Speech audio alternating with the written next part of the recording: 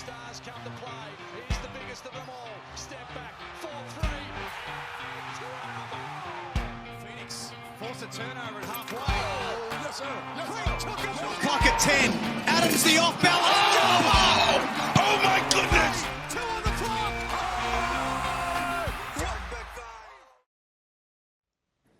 Hello and welcome back to the Basketball Fix podcast. My name is Ryan Tucker, the host of today's show. As always, I have with me NBL expert Josh Higgins, and today a special guest, a guy that could give Chris Goulding a run for his money in three-point attempts. He holds the record for the most field goal attempts at EW. It's Felix Von Hofe. Welcome to the show, mate.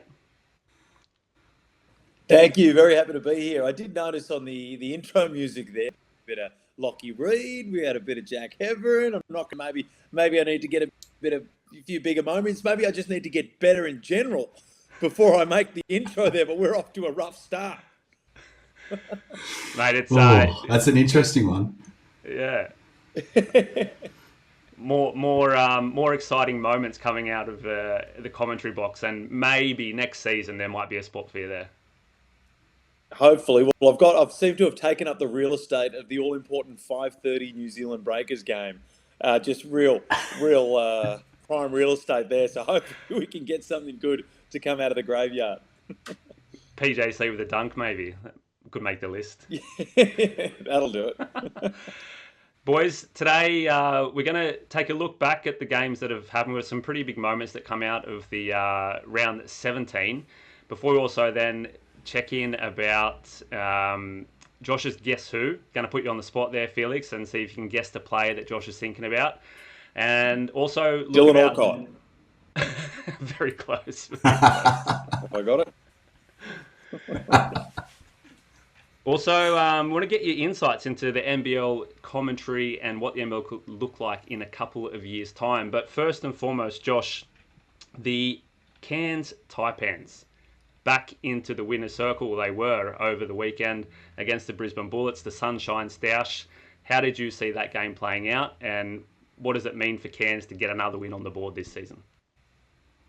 Yeah, well, firstly, mate, speaking of sunshine, I'm absolutely sweating bullets right now. Obviously, my rental hasn't got a nice aircon in this room. It's currently 42.5 degrees over here in WA, mate, and it's nearly 5 p.m. So I don't know what's going on at the moment, but summer's finally bloody hit in WA. But, mate, this was an incredible game. I think at the end of the day, we saw the two tails of the Cairns Taipans, didn't we? We saw the sort of tail where there's 50 grand on the line essentially for the team in the summer shootout, and then we saw the good old-fashioned Cairns Taipans in that second game of the round. But this game against Brisbane was just incredible, and I think we've been talking about this guy, and the whole NBL has, Taran Armstrong. This kid is set for the NBA within the next 2 years. I think he's got all the characteristics, the way he facilitates a team, the way he leads a team, the way he knows when to score as well. I know it's very easy to chuck this comparison out, but we've said it multiple times now. The Josh Giddey comparisons are very, very true. You look at Josh in the NBL years ago, and you look at Taran with the way they both play and play make. I'm really excited about this kid. But it was an incredible game from top to bottom. We saw Rob Edward, obviously Mr. Microwave, come out and score 35 points on 65% shooting from the field. So I guess he's had a bit of an up and down last couple of months. You see really, really good moments from him, and then you see really, really poor moments. And it really does go with Cairns' season. They're either really, really good or really, really poor, and there's not much in the middle at all. But one thing that I want to quickly throw up here, and it's a bit of a one for Felix as well, mate, because the free agency side of the Cairns Taipans, it's been talked about over the last couple of weeks, and we know what the Cairns Taipans are. It's been a bit of a factory for development over the past couple of seasons. They get all these guys to a good level, and then they lose them because they can't afford to pay them, which is obviously the disappointing thing for the Cairns Taipans fans, and really disappointing, I think, for the league in general. But their free agency list right now stands as Taran Armstrong, AK Gack, Sam Wardenberg, Jackson McCoy, and Jonah Antonio as the locals. And then the three imports in Rod Edwards, Tanner Groves, and Pedro Bradshaw, all free agents for next season. So 8 out of a possible, 13 to 15 players essentially are currently free agents. They may lose Taran to the NBA. What are your thoughts, mate? Because they have got the pieces, I guess, to build, and they sort of have one good year every 5 years, and the rest of them are sort of those building years, and then they lose everyone, and they're back down to the scrap heap again. It's a very, very tough one, isn't it? Like it's, I look forward to seeing Rob Edwards, whether he wears a United jersey, a Wildcats jersey, or a Kings jersey next year. because, he's playing well. And I hate that that's the case, but it's just the economics of the league. A known commodity in the NBL is worth a lot more than taking a risk on one of these guys. And if you're a United, Kings or Perth, you can't really blame them, because a lot of times you go out there and you get these imports that are made out to be superstars, but the person telling you that is their bloody agent. So it's always tough to see how far you can really push that from the guys that they need to keep from the locals. An easy one is Jonah Antonio. Now, it's not going to really move the needle in the game much, but he's one of those guys that I could carving out a nice little bench role as a shooter as he gets older with the Taipans. And they're the sort of guys you need. You look at the teams that the Taipans have had success with, it's retention. And look, this goddamn bug is chasing me around this room, and I'm gonna give it the taco fall in a minute. But it's retention, keeping those guys. You're not going to be able to hold on to Taron. I think you're spot on with the Josh Giddey stuff, because Taron Armstrong, while he's not as young as Josh Giddey went over to the NBA and had an instant impact with the skill set that Taron Armstrong has right now. So you can look at that and be like, okay, I reckon Taron Armstrong could go into the NBA right now and probably give points and assists here and there for a lower ranked team, because when you get into the NBA, the players with that slow poise, the ability to sort of dribble, it works so well because, one, they run drops coverage on every on-ball screen, and also the defender has to get the fuck out of the key every 3 seconds, which in the NBL, it's a lot harder because you've got to sit there and the guy's standing there. That's why a lot of these Americans come over and they sort of struggle with it because, this guy's stuck there the whole time. So you sort of want these imports that have spent a bit of time. But the game in general, it's utterly hilarious what happens when you throw a bit of cash in front of these Cairns Taipans players, because they played like the Harlem Globetrotters. As soon as you put, hey boys, there's 50K on the line, go out there and play. No more. You're not getting paid in drink cards at Gilligan's anymore. We have real, legible tender on the line here. You can pay your rent with this stuff. So I think that's huge. And good on Cairns for saying that they'd give a lot to the players. I don't know whether it was all of it or a majority of it or what it was, but they really motivated them there. I think the biggest story coming out of the game is Brisbane.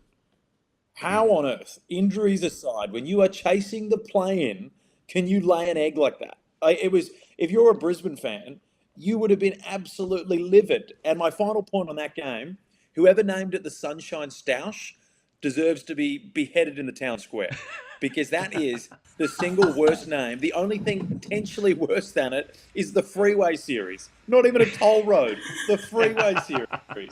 Give me a spell.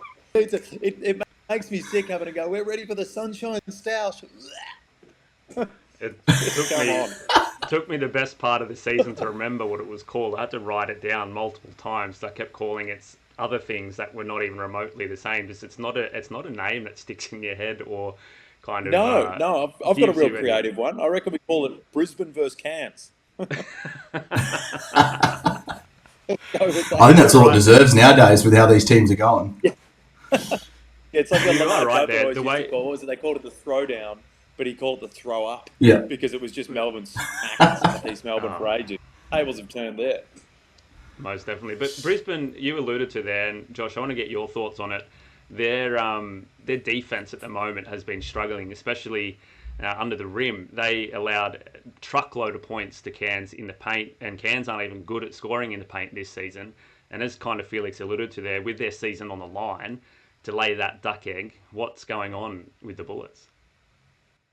Yeah, well, I know you sort of spoke about, we can't really use the injuries to a certain degree, but I think for that particular thing, we sort of can, because Tyrell Harrison out of this team is, I think, bigger than what potentially Casey Prather would be out of this team in terms of overall structure for this team. So I know Casey's on a hysterical tear. We're seeing MVP numbers, but Tyrell Harrison is that defensive anchor inside that they can't replace with a Rocco Zikarsky. I know he's out as well, but a Rocco Zikarsky, they can't really replace it with a Josh Bannon. Toby Smith-Milner is just too small to go inside. So you're left with this gaping hole inside, and we saw Tanner Groves just attack the paint with ferocity. And it was incredible to see because we know what he is going to be like and what he has been over his professional basketball career. There's a reason I think he was called the Pitbull or Junkyard Dog, something like that when he was coming into this season. So, he's a dominant inside player, and we know that. But I just think for Brisbane, like you alluded to there, Felix, it's super disappointing because for a team who's on the brink of some playoff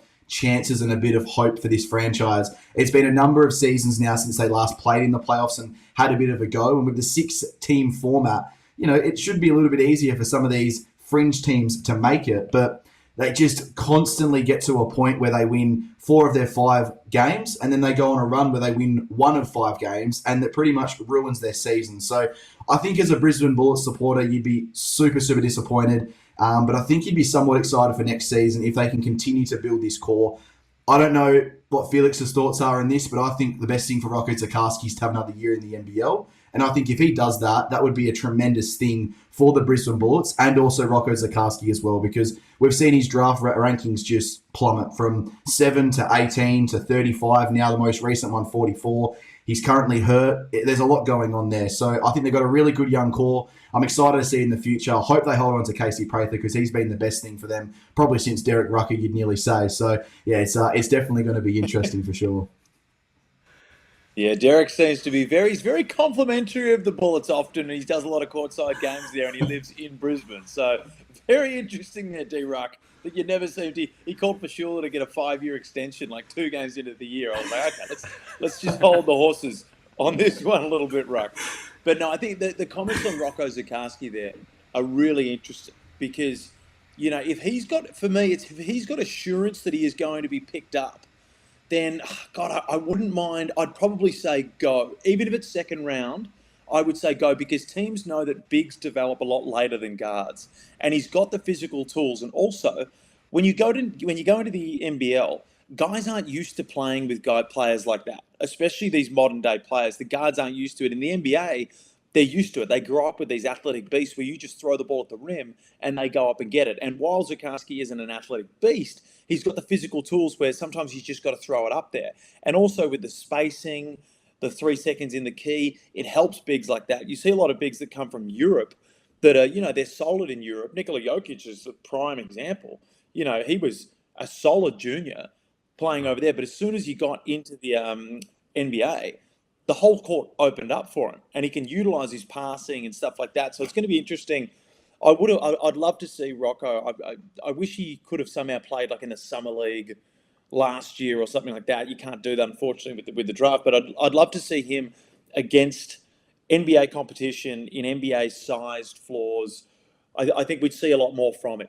And it's been a tough year for him, and I feel for him mentally, just because you come in with these massive raps and you see your number fall down that draft board. I hope that, you never know who these guys have got around them. You hope he's got the people around him saying, hey, a lot of people fucking fall into that second round and do very, very well, especially bigs. The bigs, a lot more than guards, can be drafted low and you get these super success stories. Guys have been out of the league for 3 years and then all of a sudden they pop up on Detroit and it's like, who the hell is this? The guy that played for Miami ages ago that spent a heap of time in the G League. It's just sometimes bigs are a really complex one. But on the Bullets, look, I think they're a really well-coached team. I think Justin Schuler is a very good coach. He's got to prove a bit more before you start giving him a lifetime fucking extension.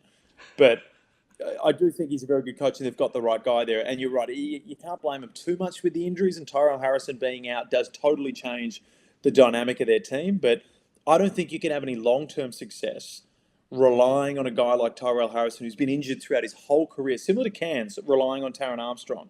He can't put a long stretch of games together. He's just always one of those guys who always picks up an injury. You got to be very careful basing your defense and your offense around guys like this when you're going to miss them for 7-8 games of the year, and that could result in a loss. So I think Brisbane need Bannon to stay healthy to sort of back up that Harrison sort of thing. If they had Zikarsky at a higher level, what we sort of hoped he would get to this year, they'd be a lot better off. But you're right. Right now, they're probably towards the back end of this year. They're pretty reliant on Josh Adams to really pull a rabbit out of the hat and try to get something going. Yeah. Josh, another guy that has been out with some injury and is back now and living it up with your little pussycats over there is Kristian Doolittle.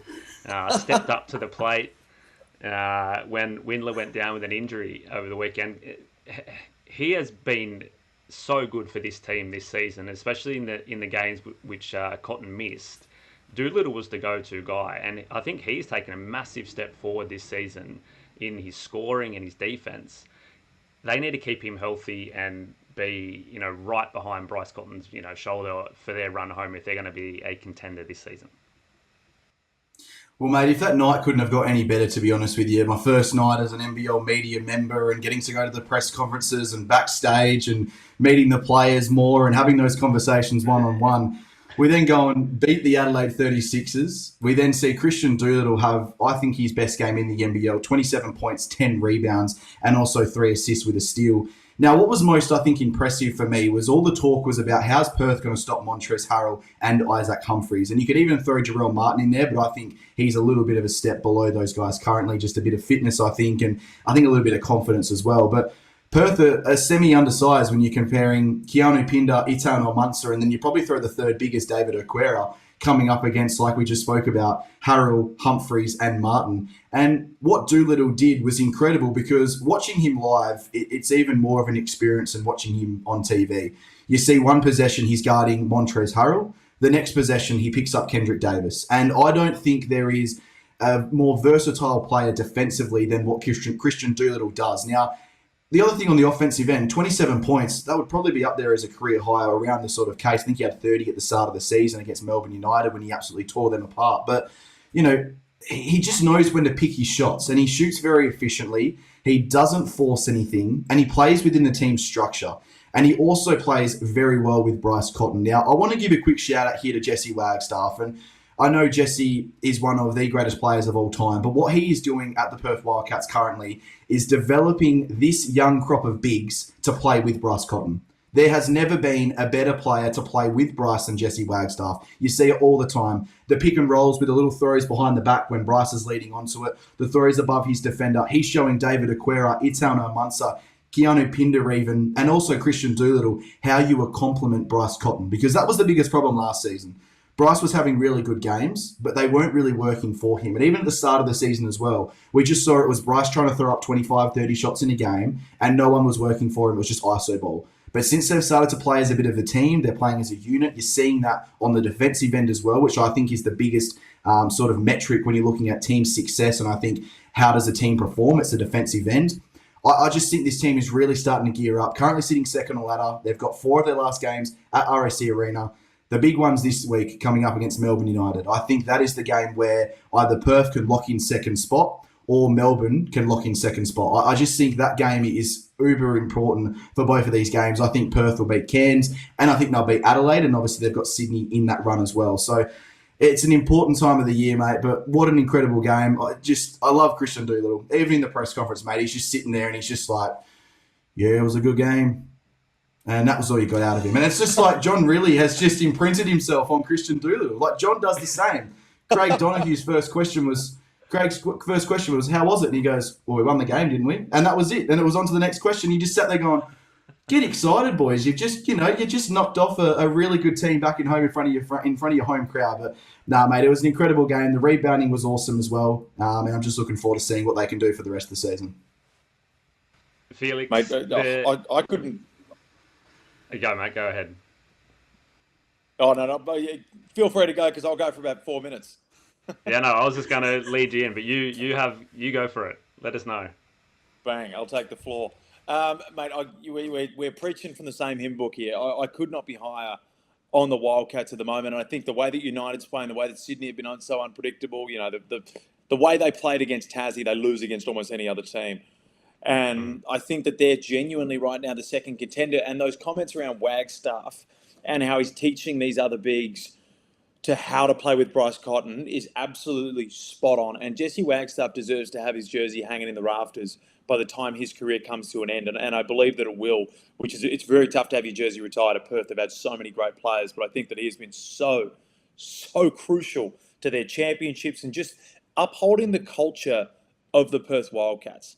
He is everything it means to be a Perth Wildcat is Jesse Wagstaff. Now, coaches have changed, ownership's changed, management, we got there, it's changed. But the one thing that hasn't is Jesse Wagstaff diving on the goddamn ball, setting a back screen in the backcourt, and never being dirty about it. He's never been a dirty player at all, but he does the tough, hard-nosed stuff. And that's a very, very tough line to draw, to be somewhat of an enforcer without being a dog. And he's towed that line perfectly throughout his whole career, where there's some guys, when they retire, will look at him and be like, yeah, they're a bit of an antagonist. You don't look like that at all with Jesse Wagstaff. even as an opposition fan, you're going to be like, oh, man, geez, you'd love that dude in his team, but you still don't hate him on his. So that the Jesse Wagstaff comments are bang on. But it's also the way that, Bryce Cotton's been having these massive scoring games and having a huge year. That's not just because Bryce Cotton woke up and decided, you know what, I'm going to do this now, or he's had his eye in. He's had too many of these games for it just to be a mere sort of, flash in the pan. All of the players on the team right now are working. He's the best option. He's the guy we're going to. And no one's sort of fighting against that. Even Keanu Pinder's led his. A lot of people reckon his game's regressed, but he's sort of just taken a bit of a step back. He's setting some great screens. He's playing like that. But the way that they move around him and they get him open to mismatches. So it is a credit to the coaching staff. It's why I always fight back against the notion that the Perth Wildcats live and die by Bryce Cotton. He went 6 to 23 and they still beat Adelaide. They can put points up no matter what. These other guys can score. And when called upon, especially with Doolittle back in the team, they've got guys that they can call upon to score, and especially guys that can slip out of little curl screens and all of that sort of stuff. But the way that Perth and John really especially has leaned into the idea that, okay, we got the best player in the league. Let's do everything we can to put the ball in his hand in the best position and the best situation. Bryce can do the rest. That's easy. For him, he's levels head and shoulders above the next best player in the league, in my opinion. Now, maybe the defensive end, you've got other stuff you can add in there. But on the offensive end, if you're giving a guy a shot, he's head and shoulders above. So it's the fact that, as you said, they're all working around him now. They're not just saying, oh, shit. Sometimes what happens with Kendrick Davis at Adelaide is the offense breaks down. And Kendrick Davis is very good, so it still works, but they don't win as many games. They say the offense is broken off, just go one-on-one. You don't actually see Cotton just have to go one-on-one on a huge amount of occasions. It's only disaster when that strikes because they've got, okay, we're going to set a back screen for him to come around here. If that's not on, we've got something else coming. Melbourne runs it sometimes with Chris as well, but Chris is a lot easier to guard than Bryce because he doesn't have that ability to attack the rim like Bryce has and put a threat on that. And also the mid-range game of Bryce, he's got it at all levels. But, credit to the Wildcats. And if you want to come up against them in a 5-game series, Bryce is a momentum guy. Even a 3-game series, if you're playing 2 games over there at RAC, I reckon they're a genuine threat. And now the Illawarra Hawks, they've got some defenders capable of maybe causing some issues to Bryce if they do get that far. But, geez, you don't want to be going into RAC because I tell you what, when they're rolling in a finals game and they're starting what they had one of their record crowds over the last game, Mark Arena yelling and screaming on the sidelines, that is not a team you want to come up against. Now, I've got a quick one on Bryce as well, because when I watched that game, I didn't feel like he had that great of a game. And I know that sounds really, really weird because you look at the box score afterwards, 22, 5 and 7, and you go, wow, well, that's an MVP sort of game in the NBL when you look at it. But like you said, the 6 of 23 was an important one. And I want to give a quick shout out here to Sunday Detch. I think you've got to give that man his flowers because he has notoriously for, I think, Bryce's whole time in the NBL has found a way to shut down Bryce or at least limit him. Now, I'm not saying 22 points is shutting him down, but Sunday was, I think, the most important player for the Adelaide 36ers in that game and just really showed, I guess, the sort of tenacity to get after Bryce and to sort of miss a few of these shots. So, I just think it was an incredible game. Another shout out as well, Benny Henschel and Elijah Pepper. Both picked their moments. Elijah had a good first half with 11 points. Henschel was 0 points at halftime, finished the game with 14 as well. So they're 2 young guys who I think are really gaining that confidence and that trust within the sort of coaching system and the organisation. And come finals time, they are going to be uber important because it's not about the star players necessarily. Most of the time we come into finals, these star players, they're the ones who teams try to shut down and limit essentially. But these role players are uber important come finals time. Exactly, mate. You look at like the guys that have stepped up in series gone past, like even Sean Bruce, had some big games. Angus Glover for Sydney when they went on their run was the big ones. And also, geez, you're hard-pressed not to get a shout-out if you're a Perth Wildcats player right now because you just listed half the roster.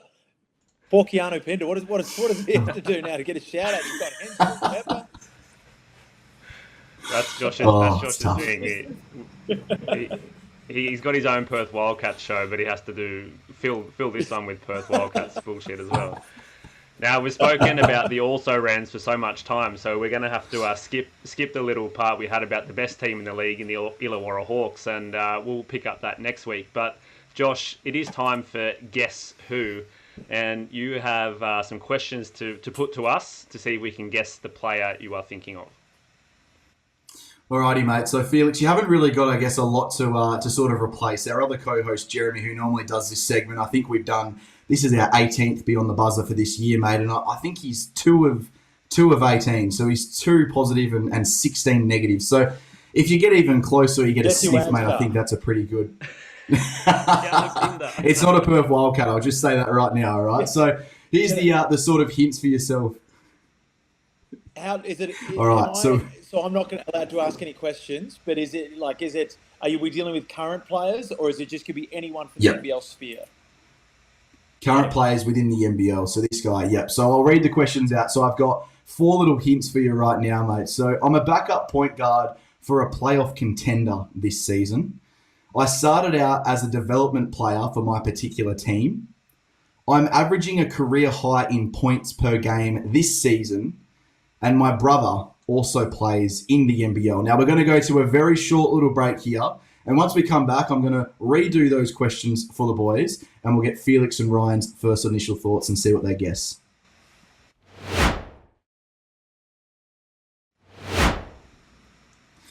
All right, boys, let's get back into it, all right? So I'm going to give those little hints right now. We've had a little bit of time to think about this. So I'm a backup point guard for a playoff contender this season. I started out as a development player for my particular team. I'm averaging a career high in points per game this season, and my brother also plays in the NBL. Felix, mate, what are your first initial thoughts? And give us a guess here, mate. Mate, come on. That's too easy. That's my boy Owen Foxwell. Yeah. Lovely. There we go. That is 100% correct. Now, I wanted to give this guy a little bit of a shout out, mate, because Ryan spoke about this last week. We did a quick little segment. Who's the most underrated player in the NBL? I said Dylan Windler. Surprise, surprise. Berto, who came on from the Jack Jumpers, said Sean McDonald.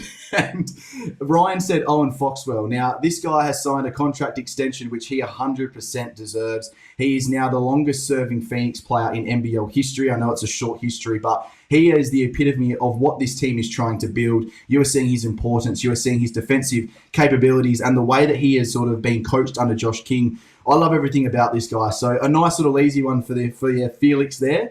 And once we get you back on the show in a little bit of time, we'll sort of ramp that up a little bit, I reckon.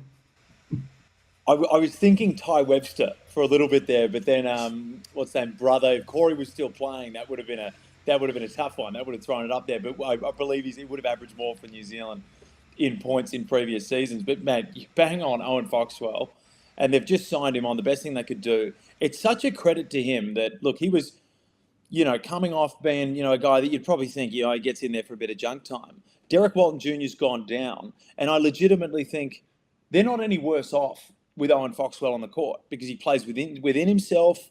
He's smart with the ball. Get out there and turn it over. He's going to be a really good player, and he's also the age of guys that are coming back from college, from big schools. He's at the age of a senior in college. These days, these guys come back from college. The league is so good that they're coming back as development players, or they're getting very, very limited time. Pep was a stud in college. So we've got to remember, just a pure scorer, and that translates over into the NBL. But Owen, he's just a kid. He's been around a long time. And sometimes we lose track with these guys that have been development players because you think they've been around for a long time, but then they bring up their age and they're 20. But they've been around for 6 years because they've been a developer since they were 15. The math doesn't work out there, but you get what I'm saying. No, he's I've been watching, and Josh we spoke about him quite early on in the season, just from a Supercoach perspective, about how we were watching him and the way that he's kind of held himself within that team. And they had a bit of struggles at the start of the season, and he was one of the guys that was lifting them out of that. And he's continued that all season, just the tenacity that he plays with, the energy. He's not a massive guy, but he doesn't take a step back when he matches up on anybody. No. It's great to see. Also, breaking news for the Basketball Fix podcast, as the nerve on you guys to record this during an NBL game as well is not lost on me. And also, Days has just done his hamstring. No. Darius Days, I've just received a message. message. No. Days has just done his hamstring. So that changes the dynamic. I think Illawarra is the most injury-proof team in the league. But if that's long-term, that puts a lot of pressure on Sam Froling Yeah, I mean, if it's that's if it's horrible. that muscle injury, it's 4 to 6 weeks. Like even if it's Yeah. just a low grade tear.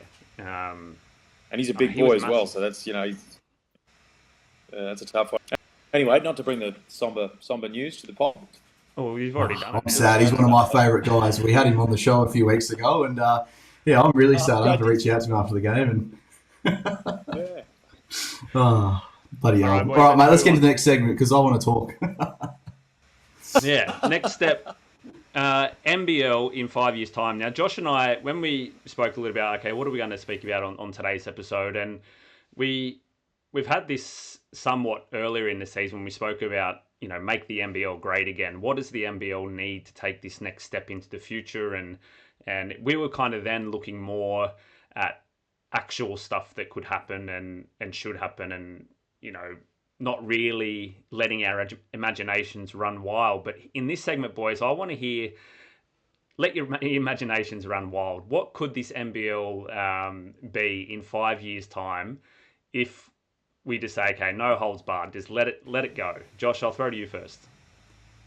All right, Jeremy. That's where's Jez? Jeremy's not here actually. I was thinking more of Jeremy La Liga, but I'm not sure if he's even involved with the NBL as much anymore. But Larry, listen up right now, mate. All right, I've got a couple of ideas here. I'm looking forward to hearing Felix as well. So one thing that I'd love to see, mate, and we were sort of speaking about this yesterday, and something popped into my head instantly, and it's a next star draft. Now, I know the whole point with the next stars is the fact that, it's about finding them the right situation, and it's about finding them the best fit for them, and if it's close to home, it's the best thing.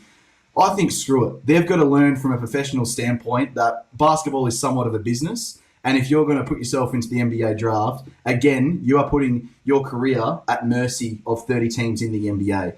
And I think it would be a great initiative for the NBL. Let's put 15 players in, for example. 15 players put their hand up for the NBL Next Star Draft. 10 of them potentially get picked up depending on how these teams structure their rosters and everything like that as well. So I think that would be super exciting. You could make a full thing out of it. You could do some sort of an NBL draft lottery, or you do an NFL system where it's bottom to top essentially. Whoever finishes 10th gets the first pick. Whoever finishes first gets the 10th pick in that sort of draft. And I think it'd be interesting because as much as I'll go back to the Wildcats here, it was great seeing Alexander Sarr pick 2 in the NBA draft on the Perth Wildcats.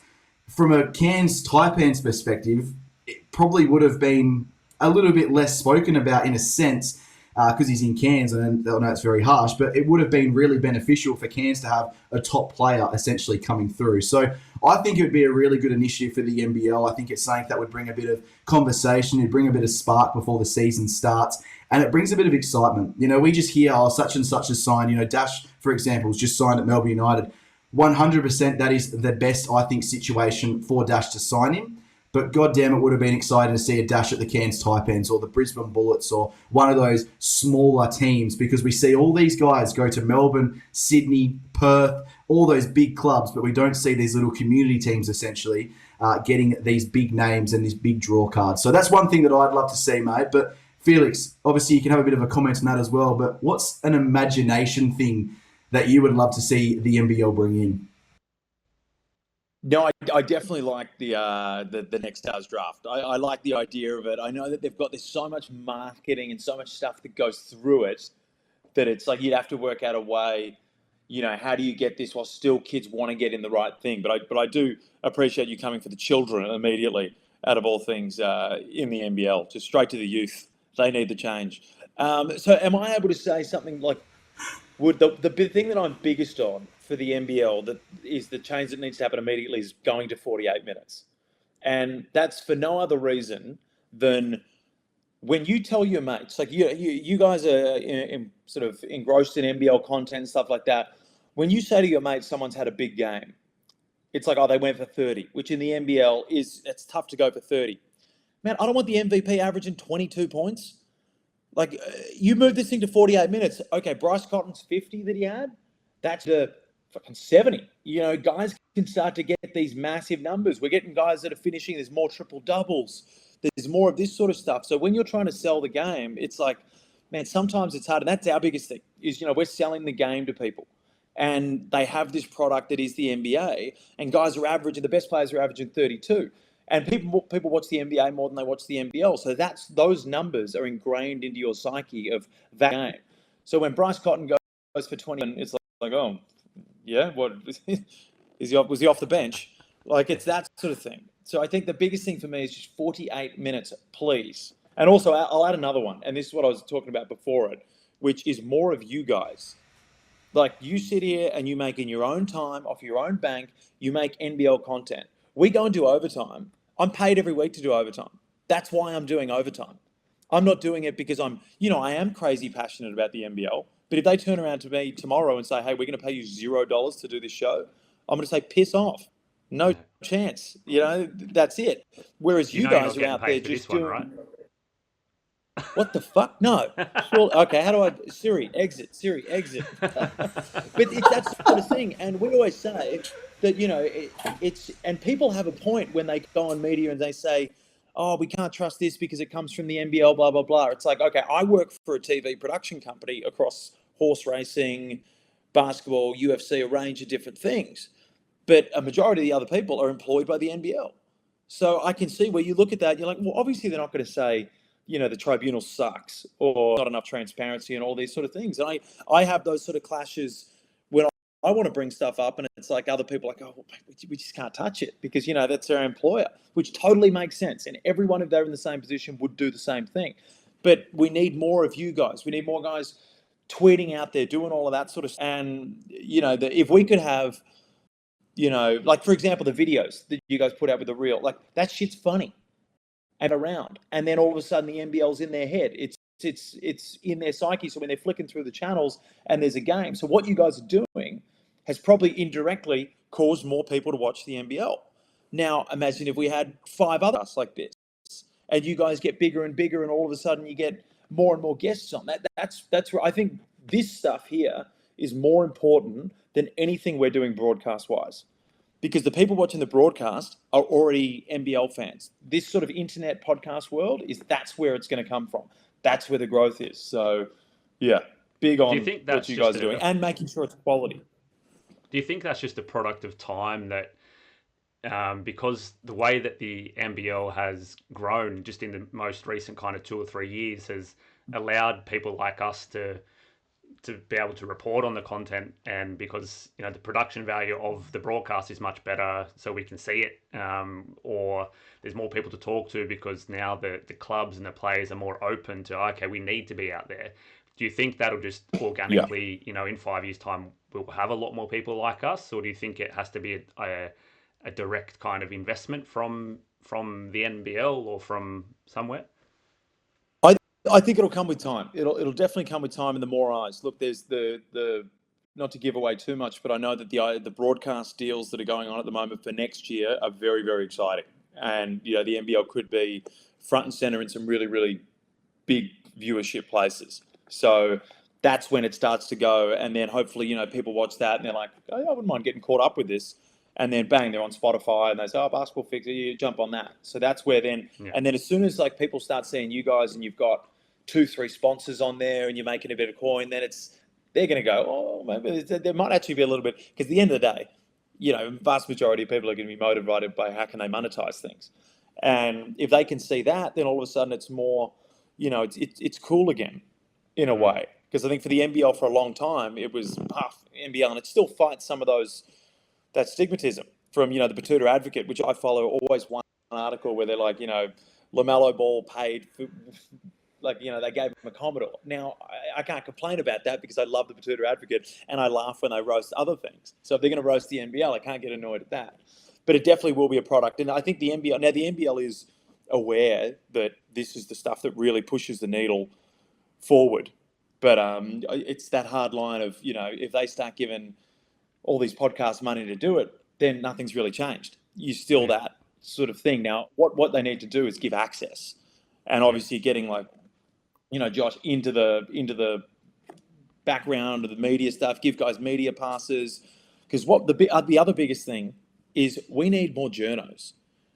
Because the journalism world is run by the AFL and the NRL.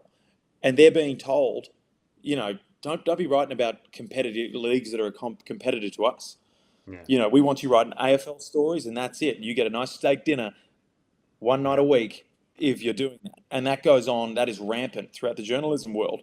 And the more we can get, we've got Matt Logue, Olgun, Mick Randall, the more we can get guys with the Herald Suns and stuff, which is starting to get in the paper and more of that. And now next year, with the eyes that'll be on, I believe that will happen. It'll be a more tasty sort of product to write with, because now, infiltrated through the newspapers and all that sort of stuff. They've got pieces in it so their sports get promoted. So next year is going to be a big one in that regard. But yeah, it's just the more tweeting, the more people engaging, the better it's going to be. You can only sign as many fucking good imports as you can, but you've got to have people talking about it. Oh, do I have time for one more as well? Yeah, go ahead. The destruction of the niche import. We don't want that shit. No. Now, the Aussie talent has gotten good enough to where you can bring in guys. Now, this guy's a fantastic dude, and I've got no issue against him, but the Bradshaws at Cairns, those type of players who aren't exactly moving the needle, they help you win games. But we want, back in the glory days of the NBL, they had, I believe it was 2 imports back in those days, but you have 2 absolute studs. That's what I want to see now. I want to see every team with a Kendrick, Montrez, and then, maybe they have someone else. Like they've got DJ, but I'm trying to think of another import around that caliber if you were to have 3. But yeah, I want to see Matt Hurt even. But Matt Hurt, like something like that. So you got Matt Hurt, Montrez, and Kendrick Davis. Now it's hard because that ain't cheap. But I think that's where a lot of the money, if you're going to invest in teams, and whether that's league, upping the salary cap, or doing something, but we need these guys to be studs. And they're coming out there, and because I tune into every Adelaide game because they got 3 dudes on the court in DJ, Kendrick, and Montrez that all bring me to the game. Now, when I look at a Melbourne United game, okay, they got Chris Golding. No one else on that roster is making me watch a game. Perth, they got Bryce Cotton. No one on Cairns is making me watch a game. No one on Brisbane, maybe Rocco, if he was playing really well, is making me watch a game. And that's as a basketball guy. What's a general sort of person? Hey, Taco Fall, can you watch it? So it's all about getting to that level where there's someone like that on every team. And the NBL is starting to bring in those sort of marquee payments and league ambassadorship sort of things to help that out. But the sooner the better. No more niche imports. Mate, it's probably why I think you're bang on there as well. Media pass after 5 years of knocking down the doors. Like, all right, got to give this guy his media pass now. I think I was going to quickly comment on what you said there, Felix, about the NBL media. And I've been critical at times, I guess, of the media landscape. And I wrote a bit of an article that I didn't actually release on the media, on the sort of Basketball Fix, because I didn't want to be too overly critical of the NBL. But I think there's definitely has been some sort of a shift this year. And I've got a question for you later on about a couple of things that have gone on in the NBL. So we'll get into that a little bit later. But I think I want to make this really clear. I am not a hater of the NBL. I just want to see this league succeed, and I want to see the media continue to grow. Now, it takes independent sources and independent podcasts like ourselves and like plenty of other people that are going to start to do this as the years go on to be open and honest, because at the end of the day, the league will do what's best for the league, but podcasts and independent people like ourselves are doing and sort of creating a bit of a voice for the average fan who may not be seen or heard by multiple people essentially from in the league. But like I said, man, I think you're bang on. They are some bloody spot-on ideas, I think, for how this league can continue to grow. And there are a number of different things that I'd love to see. More teams, it's going to bring more players over. I know it might be harder, obviously, to see some of these top guys come over, but it's going to be interesting. And the cool thing about this is, and what we are so lucky to have the system we have in place with Larry running the league and David Stevenson, like these guys are businessmen. They're not the old guard, back in my day, we used to play and do this. These are some of the best businessmen around. Jeremy Lowliger was another guy, came from a law background. They're just sharp operators. So when we say things like this and we say game needs to move to 48 minutes and stuff like that, these guys are all ears because they're not hardened basketball sort of guys. They're like, okay, yeah, I can understand the marketing pitch of that. Fuck it, let's do it. Remove the 3 seconds in the key. Do stuff like that. They're all ears to that, which makes this, we can have these conversations, and it's not like in the footy, in the AFL, like I'm an AFL guy. It's not like, or even in horse racing where you're like, oh, that'll never change. Man, next year it could look totally different if Larry and the top brass decide that's what's best for the league. And that's what makes these conversations exciting, because there's the realistic hope that some of this stuff could happen at any given point. Yeah, man, I agree, and it is the flexibility of the league, which I find. I was away from the league for a long time, living over in Europe. I follow the NBA tragically, but coming back to the NBL now and following it and seeing that they look at the game and analyze it and say, okay, let's make these adjustments. Let's make these adjustments. There's stuff that's happened just in the couple of years since I've come back that have changed the fundamentals of how the game's played and how it's viewed and I find that exciting because that the thought process behind is to make it better for everybody. Yeah. All right, boys. Another quick break. We'll come back and wrap things up with some more questions about Felix and his role at the NBL. Okay, now, Felix, you are a basketball tragic, kind of as you alluded to at the beginning of the program, and now you make a living out of talking about basketball, and that's fantastic. We, could only aspire to be doing that, but we want to pick your brain a little bit. One day. About your experiences, courtside, in the commentary box, stuff like that. The first one I want to ask, and I think as a viewer of any sport in Australia, because there is such a big country to traverse, sometimes you're getting commentary from a studio in maybe Melbourne or Sydney, and sometimes you're getting it in the arena or on the field or whatever it could be. How does that setup affect you as a commentator, being at the game or not being at the game? This is always an interesting one for me because this is the first year that I've gone into play-by-play, because I sort of said to the NBL, this is something that I'd like to do, because there's no ex-basketball players that do play-by-play virtually in any professional league across the world. It's all guys that have grown up doing broadcast journalism and they call radio and that sort of stuff. So I thought, and I did a heap of practice before going out there. You do it off the TV and you do that sort of stuff. But I've grown up doing it off the TV.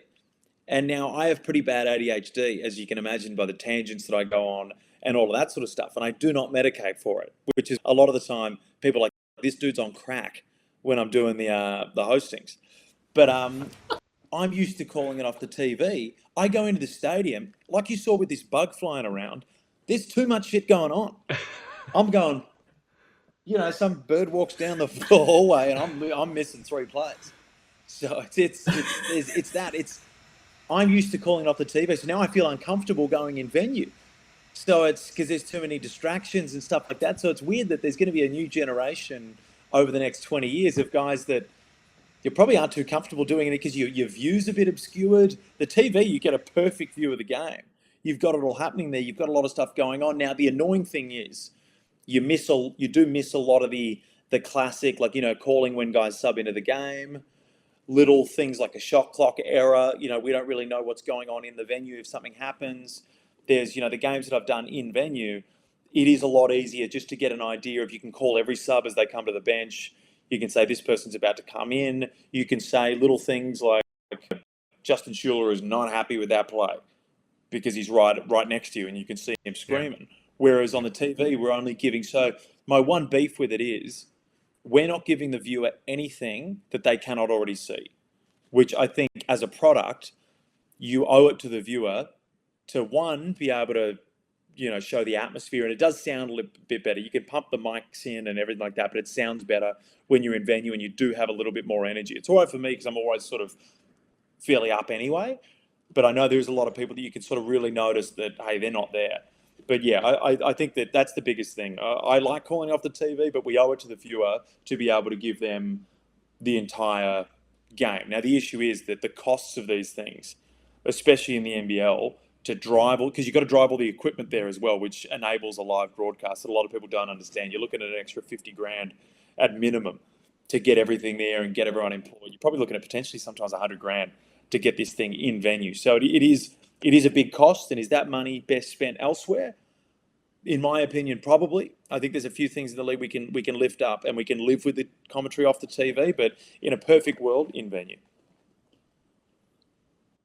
Yeah, I get excited by that, mate, because if I'm being completely frank with you, that's my goal one day is to be an NBL commentator. And my missus tells me all the time to shut up because I will be reading the play ahead of it happening, or I'll be commentating about how Doolittle's having a great game, or how Cooks needs to do this, or Kendrick Davis is going bonkers. And, like, I still can't grasp what I would feel more inclined to doing. I think I'd be more focused in a sort of studio, but I would be more energetic, I guess, when I'm in a crowd. But I've got a couple of questions, and this is why I set the basketball fix up 3 years ago, mate, was to interview people and to get to know the NBL community and sort of the ins and outs of the NBL world. But I want to start off by saying this quick little statement here, mate. I remember last season a game in Cairns, and it reminded me from a lady called Elise Koenig who actually mentioned this on air, and she said, I remember Felix last year up in Cairns who spoke for about an hour and a half when we had the shot clock violation problem and everything going on. And when you're talking about the ADHD, mate, that is 100% down the line. You sat there for an hour and a half pretty much and spoke. And I had Creaky next to me who was falling asleep. Creaky didn't want a bar of having to say anything. He's already said everything. If Creaky kept talking, he would have got himself in trouble. He would have reverted back to Creaky off broadcast and we would have been all fucked. And I forgot who else I had there. It might have even just been me and Creaky, but we got out of it. And everyone's like, oh, God, man, how did you guys we're so sorry. I'm like, I hope that happens every game. Give me more. I want to yap. That's my job. I'm there to talk. And, sometimes you get in there and at one point we were booing the shot clock. Like, it was just madness. Like, even in the last two New Zealand games ago that I did, something broke. And I was like, oh, we're on here, Damon. We're on here, man. We are going to be able to go on tangents. We're getting into politics in about 10 minutes because we got all the time in the world. We're talking about dive bars. But, yeah, it is. And that's the difference with the one, having ADHD, and I don't talk about it a huge amount. There's a lot of detractors in terms of how you've got to live your life. Like it's, there's a lot of I probably can't be in a proper relationship. There's all these sort of things. Like it's just, I am fucking up the wall at any given time. And I don't take those medications because it allows me, when we go to, for example, when we do the, hello, welcome to John Cain, all that sort of stuff, that's all ad lib. I just talk about the images that are coming up because I can't remember anything. So I have to ad lib it all. But then that sometimes makes for some really good moments throughout the broadcast. So it's, you have your pros and your cons. But sometimes it would be nice to have a few less comments saying, this guy's smoking the pipe. I love it. We're big on nicknames on the podcast, and especially on the Fandom ones. But I've got one, Felix Von Energy. I think it's sums you up right. There we go. It's better than Felix Von Flog that got like 20 likes on one of the comments. I looked at all the things. Sometimes you just look at him, and there was a lot of Hobart, Tasmania. Oh, yeah. It was probably all 20 of them the same family. Now we'll move right along from there. Mate, I spoke to Liam Santamaria maybe a month or two before Christmas, and one of the questions I asked him, and I want to ask you as well, it's not all kind of glitter and glam as a media personality within within sports, and especially the hours that have to be put in and different times of the day, on weekends, nights, the travel. It's not an easy job. It's a fantastic job, I can understand, but it's not easy. Like, how do you approach the landscape of doing this job and then also trying to live a life outside of it? Yeah, it is a difficult one. And especially you look at a lot of my friends are DJs because we work the same. We're all working weekends. And the thing for me, and I think in that NBL space, I think me and Jack Heverin, we do a lot of work. Like, this year I'm doing 2 Fox Footy shows, and then I do, there's a lot of UFC stuff coming up this year. And it's sort of, the NBL is actually the smaller part of what we do media career-wise. So it's like, for me, there's a lot of horse racing here. So it's hard, but then that's the thing I'm most passionate about and that I enjoy doing the most. So I'm never going to turn it down. And right now, like, the schedule's kind of Thursday through Sunday for the NBL. And there is really, doing tennis today, there's really no breaks. But I also say in that same sense, so I am quite overworked at times, but it's also, there's never a point where I rock up to work. And hopefully, Josh, you go on and, I reckon you'll be able to break into this space eventually in a broadcast sense, because you're doing some really good stuff right now, is I never rock up to work, and especially with the NBL. Sometimes with the racing, and I got a 7 race card at Werribee, and I'm like, oh, jeez, this is going to be tough. You know, some of these horses I'm not sure should be out there. That's tough. But I never rock up and I'm like, oh, you know, I've got work today. Or I've got, you know, I hate my boss. Like, I love everyone I work with, get along great with all the commentators. I actively look forward to every single thing that I'm doing. And me and Gazy were talking about that on the way to Illawarra. We were driving in from Sydney. And we're like, man, how many people can sit there and say, there is not a day that I go to work where I'm like, oh, fuck, got to do this, got to do that. It's like, no, just shit. I'm you know, if I've got something at 6:30, I'm like, let's get there. I want to get there early. I rock up to the NBL studio like 2 hours early just because I like being in there and talking shit. They probably hate it. They're like, fuck. How can he talk for 4 hours straight about nothing? There's been nothing of value here. But it's that sort of thing. And you know, as long as you can do that without me getting filmed doing something obnoxiously stupid, which, you know, is always a possibility with me, as long as we can just keep that rolling, just stay away from the nightclubs. And I'll be good. But yeah, it's all of that sort of stuff. So I'm very, very lucky, but I'm also wary that I have been very lucky, you know, along the way. You've got to have breaks. You've got to have lucky breaks. And there's been a couple of times where it's like, okay, fuck it. Am I going to get this contract? Am I going to get this? And bang, I've got it. I'm still, you know, the time will come where I don't get it. You know, I'm still 29. Like, I've got plenty of time to fuck up. And I've had a very, very smooth run so far. So that time's coming where, you know, racing says, hey, we're moving on, or something happens. And it's just, how much do you love it to keep going and bouncing through it? Yeah, I think that's it's bang on. I think at the same time, I know you speak about the luck, but what you do, you're very good at as well. And I think that's what is going to keep you in there for such a long period of time. Now, I've got a couple of questions here to sort of close out. So we've got 2 more questions, mate, because I've kept you for a lot longer than what we sort of spoke about. And I really do appreciate your time on the show, mate. But the only thing I'd be doing is watching American Primeval on Netflix. So you got me for as long as you want. No, I really appreciate that, mate. But but I've got a question here, mate. All right, I've got a question for you. So this has been a bit of an interesting one for me, and I think the NBL has been quite unique in this situation. So we've seen a lot of players calling out media members. Now we've seen the challenges around the tribunal hearing at the start of the season, and we saw both players and media members calling out the NBL in that process. And I guess the differences in some situations going to Basketball Australia and some being handled by this single member tribunal.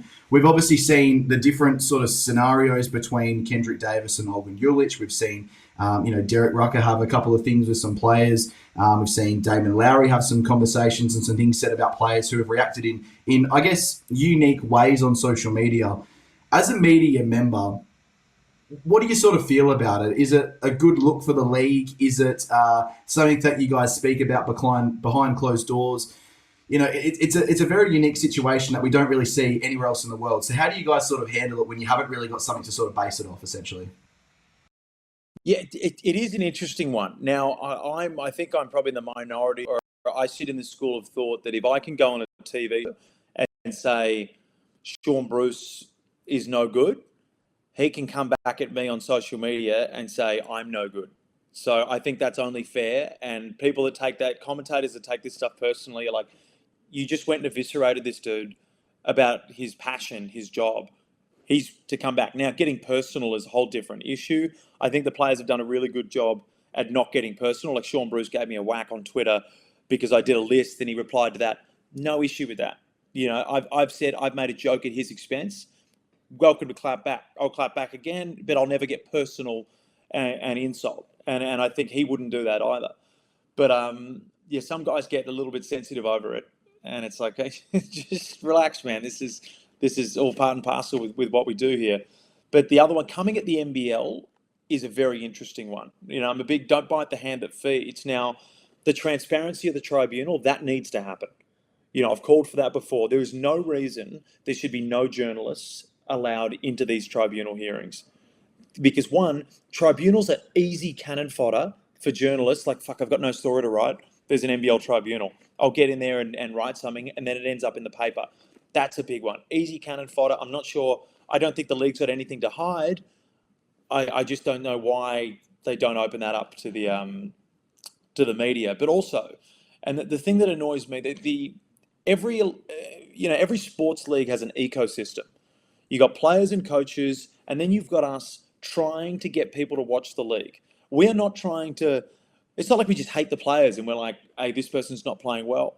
No, we're trying to get people to engage, just like you guys are, engage and watch the league. So when players start saying, oh, we're not going to talk to NBL media, we're not going to talk to anyone at the NBL, it's like, okay, hold up. There are times, the NBA's over there, boys. That's a really good league. Look how good that is. We're over here sometimes trying to polish a turd, because when the game is 66-64 in the fourth quarter, we're over there hyping it up. We could be brutally honest, but we're not. And that's the thing that you've got to understand, that the league is growing and it's getting better. But sometimes you've got to hype the hell out of stuff that you probably don't want to be hyping the hell out of. So don't take the good and the bats on the back and then crack it when there's something negative said. So, and I think a vast majority of players are good with that as well. Like, remember, there's a very few minority, and you've also got, I think that there's an element of sometimes in clubland. So when you get these teams, the people really want to justify their jobs. So you get some of the, you might get a media manager that's like, they think they're doing the NBA and they're like, no, he's not going to speak to the media. It's like, oh, come on, man, this isn't LeBron. Can we just get this guy for a pre-game interview? Like, it's stuff like that. But I say that's in the minority. A majority are really good. But I'm also a fan of anything that can hit the news or anything in the NBL that can get out there. I think our product is good enough and the broadcast is good enough, all this sort of stuff, that we just need eyes on. So if they do an article saying Sean Bruce claps back at commentator, great. Bang. There's a little thing that's more interesting than Cairns defeat Brisbane by 30 points. That's something that'll get. Now, we don't want to turn into Married at First Sight, but these are just elements of sport. Like the NBA, so for example, overtime. We get to overtime on a Tuesday. Okay, how much has really happened throughout the league? Our best episodes are the ones where something crazy's happened. Like, the Montrez fan incident, the Mike Wells fight. Like that sort of stuff is where that's interesting to the general public. The general NBL fans, they're already there. They'll like us breaking down the defense from Southeast Melbourne. But the audience that we're trying to capture, well, they want more what's a surface level stuff. And I think as the NBL moves on, we'll have overtime, and then we'll probably have another couple of shows that are a lot more, maybe if a network's involved, you have a show that's super surface level. Yeah. More interviews, that sort of stuff, rather than, the X's and O's, because those people are already watching the games. And but all in all, I think it's entertaining. It's an entertaining back and forth. I do love the Kendrick Davis stuff because he's called his shot and he's backed it up. Yeah, I think you're bang on there, mate. Like when you talk about the different perspectives, and I spoke to Jack about a month ago, Jack Heverin, and I asked him a question. I said, what's the hardest thing? Because as a person who follows the NBL and goes into the analytical side of it, I love when the commentators do that. But then you've also got people like my girlfriend, for example, who sits there and watches these games of me. I've got her chained up, essentially. I'm joking. But she's watching these games of me and she's going, what's a defensive rating? What's an offensive rating? What's a points per 40 minutes? What's this? What's that? She's got no idea. All she wants to focus on is just watching a game of basketball. And that's a fine line between the people who follow the league a bit more in depth and then the people who are fresh, because the people who are fresh are the ones that are going to blow this league up a little bit. And that's the thing. And that's why some people, you've got, I would say there's two extremes of play-by-play commentary in this league. You've got, someone like John Casey, who's really, man, he has a whole thing of notes. He's very analytical. He's bringing up stats from years ago. He's doing all this. He's doing all that. And he's fantastic at it. And you've probably got me on the polar opposite end, that I try to shy away from any stats whatsoever. I try to say, you know what? We got people here. They're just watching a basketball game. And it's a little bit more how they do it in the NBA.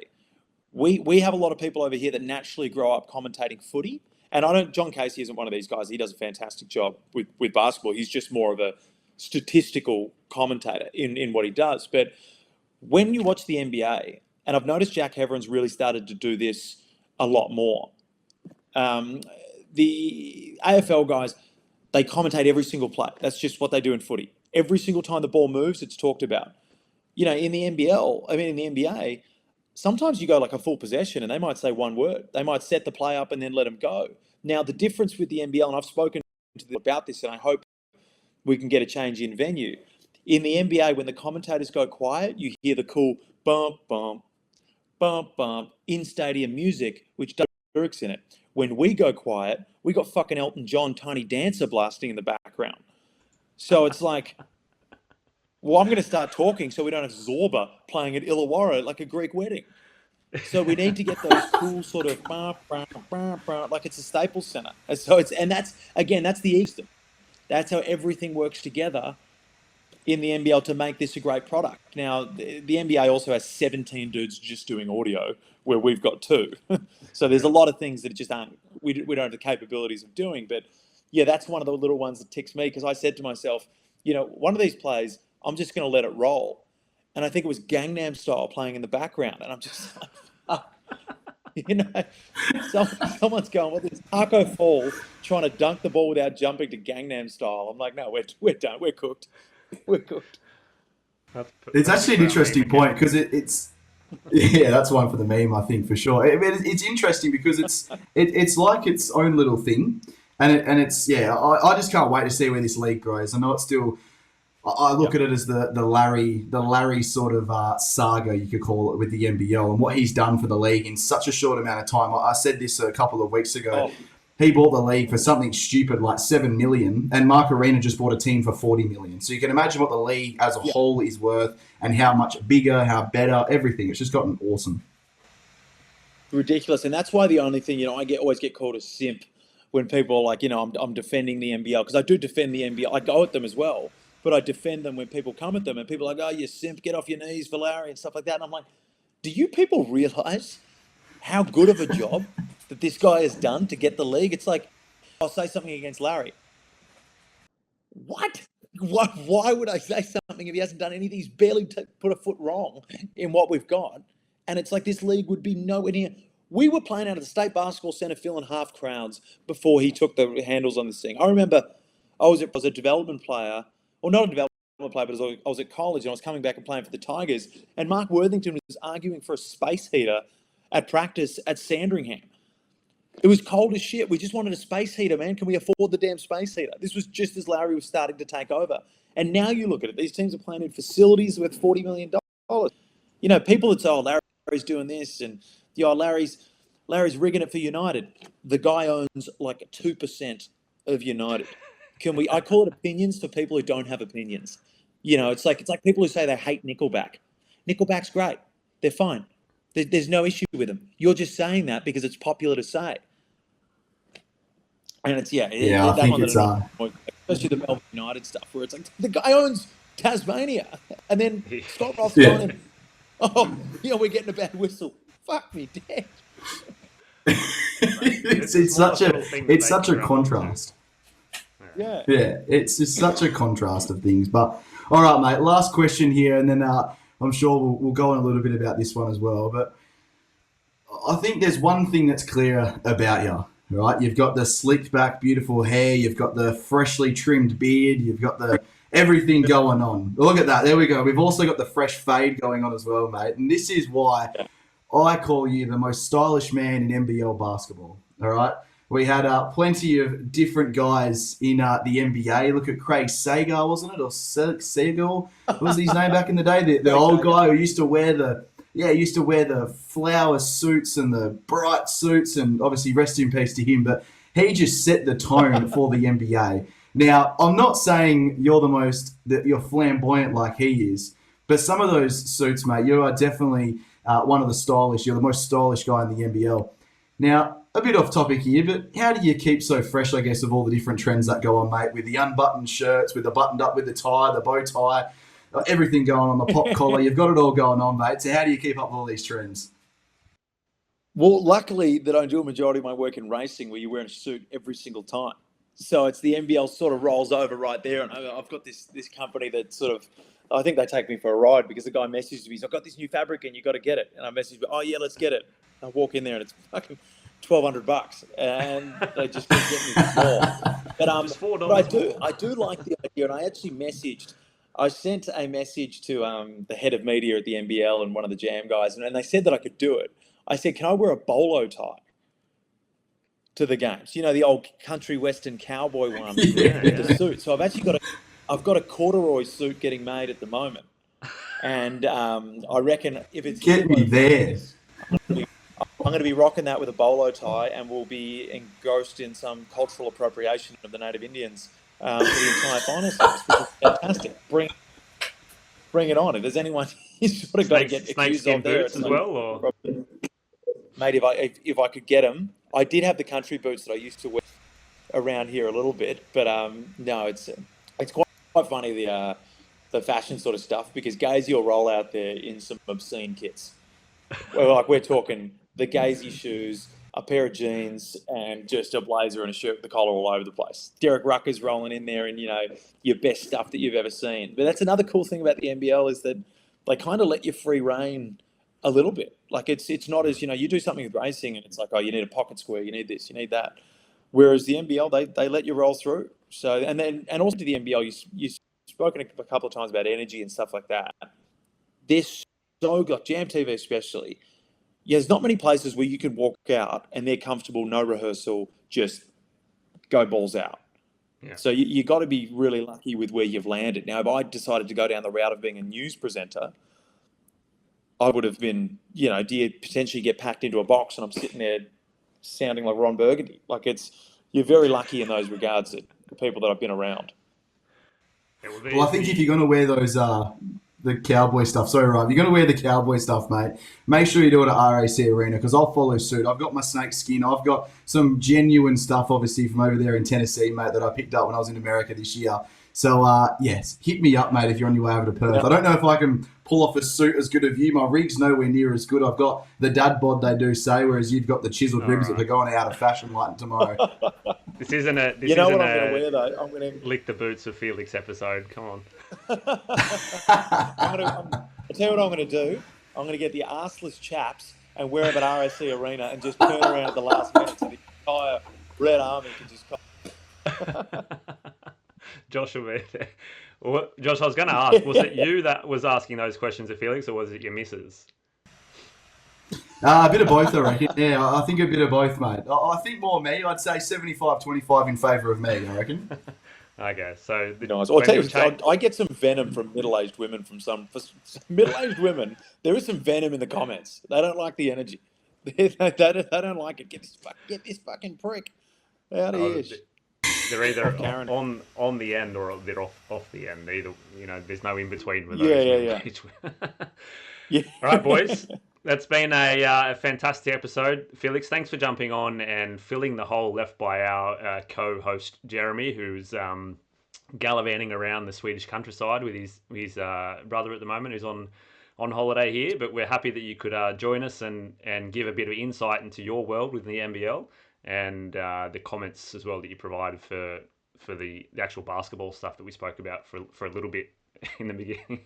It's great. Yeah. And then we went, no, thanks for having me on, guys. I think it's absolutely fantastic. And you guys are the lifeblood of doing, and hopefully, eventually, you turn the Basketball Fix podcast into a streaming thing, and it just grows legs and it keeps on going. You're already getting you're getting Doolittle on and getting players on and stuff like that. And I also think we do need a safe place for players. And like you guys, you tell it like it is, but you're not sitting here critiquing guys and sort of having to go down that route, which is modern sports media. So, I think you guys are nailing out a real good spot. Hopefully you get the players that say, we're not pricks on ESPN. We're coming here because we can actually get our message across and without being baited into a trap. So no, that's the goal. Great. Positivity all the way, but balanced criticism if it needs to be delivered. Mate, Just before I let Josh back in, give most people probably already follow you across the socials, but shout out your socials if people want to see you or get in touch or follow what you do. Yep, at Felix the Cat, mate, on Instagram is the one. Not sure what the Facebook's just under Felix Von Hofe. But yeah, Twitter, I dropped the Von for Twitter. Just went a bit anonymous there. So we're just Felix Hofe on that one. But no, it's good. And the NBL is such a fun online space as well compared to racing. I don't even tweet horse racing anymore because I can't, there's only so many times I can drown myself according to racing Twitter. But yeah, the NBL, it's fantastic. So tweet in, get all that stuff going. Absolutely.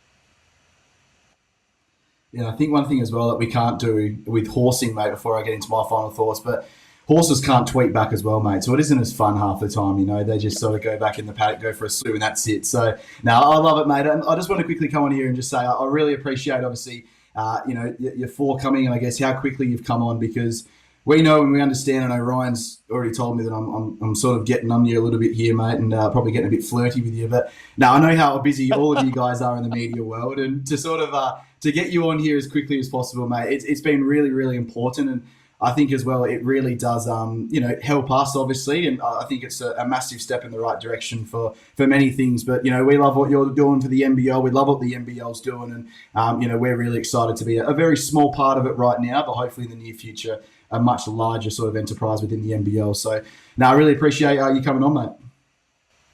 Basketball Fix podcast to the moon. That's it, baby. That is getting clipped everywhere. For everybody that's still hanging around listening, you can check out the Basketball Fix Team podcast by fans, for fans, Tasmanian Takeover, Hawks Hangout, the new Brisbane episode, the first Brisbane breakdown, is it, Josh? Nah, so Brisbane broadcast. And I just want to give a quick shout out to that one because there's a 13-year-old guy called Bodie Webb on there who I was just enthralled by that I really wanted to give a chance to. He's got a lot of potential. And I'm already in talks with him as well to sort of maybe create his own single podcast as well because he's got a lot of talent ahead of him and a big future ahead. So make sure you check out that one as well. Awesome. And check out the Basketball Fix podcast on Instagram, the Basketball Fix all over the socials, and thebasketballfix.com for all the content. Boys, thanks again for today. And as always, listeners and viewers, we hope you've gotten your Basketball Fix.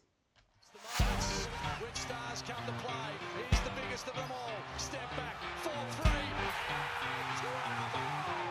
Phoenix forced a turnover at halfway. Oh, yes, sir. Yes, sir. Took it. Clock at 10. Adams the off balance. Oh my goodness.